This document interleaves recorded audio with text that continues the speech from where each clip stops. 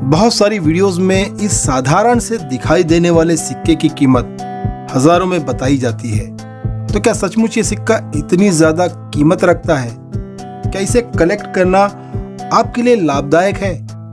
इन्हीं सब प्रश्नों के उत्तर आपको इस वीडियो में मिलेंगे, तो बने रहे हमारे साथ वीडियो के अंत तक। हेलो दोस्तों, आप सभी का स्वागत है आपके अपने चैनल जेड कॉइन में, जहां आप पाएंगे इंडियन कॉइन से रिलेटेड एकदम सच्ची और सटीक जानकारी।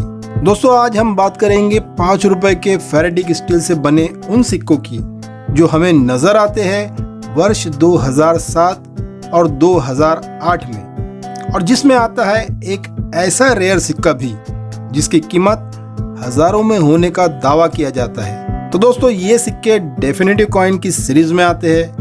कॉमन सर्कुलेशन में आने वाले इन सिक्कों की थीम है इंफॉर्मेशन एंड टेक्नोलॉजी, जिसे इन पर बने वेव्स यानी लहरों के द्वारा दर्शाया गया है। स्टेनलेस स्टील धातु से बने इन सिक्कों का वजन 6 ग्राम, डायमीटर 23 mm और थिकनेस 2.1 mm है।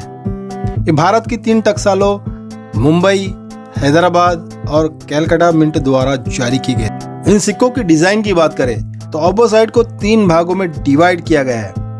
ऊपर के हिस्से में भारत और इंडिया लिखे हुए नजर आते हैं। मध्य भाग में अशोक स्तंभ और उसके नीचे सत्यमेव जयते लिखा हुआ है, जबकि निचले भाग में मिंटिंग का वर्ष और उसके नीचे टकसाल चिन्ह बना हुआ है।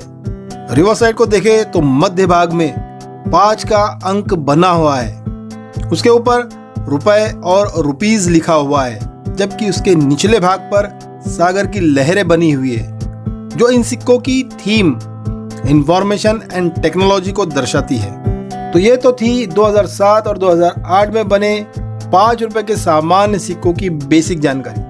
मगर आज हम जिस सिक्के के बारे में बात करेंगे वो हमें नजर आता है 2008 में कलकत्ता मिंट द्वारा जारी किए गए सिक्कों में।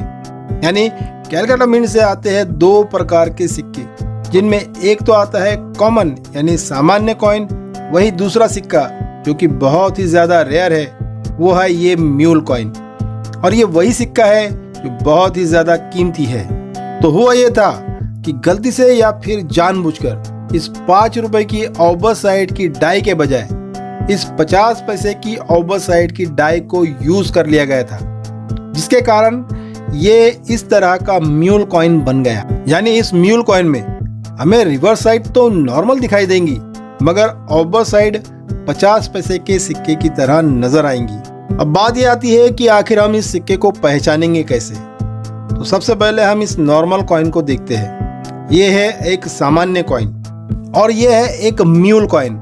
इसकी सबसे बड़ी पहचान है साइड पर बनी ये मोटी सी रिंग। ऐसी रिंग इसलिए बनी होती है क्योंकि आमतौर पर 5 रुपए के सिक्कों का डायमीटर 23 mm होता है, जबकि 50 पैसों का डायमीटर 22 mm, जिसकी वजह से 5 रुपए के इन सिक्कों पर बन जाती है लगभग 1 mm की ये मोटी सी बॉर्डर। इसके अलावा इन सिक्कों की एक और पहचान है, और वो ये है कि इनका अशोक स्तंभ दूसरे 5 रुपए के सिक्कों के मुकाबले थोड़ा छोटा होता है।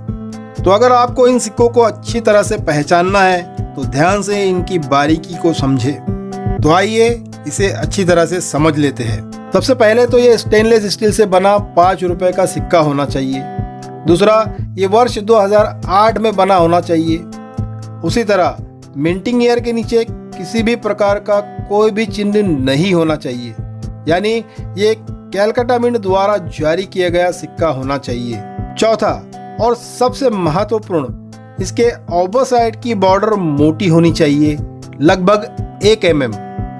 पांचवा, इसका अशोक स्तंभ अन्य 5 रुपए के सिक्कों के मुकाबले साइज में थोड़ा छोटा होना चाहिए।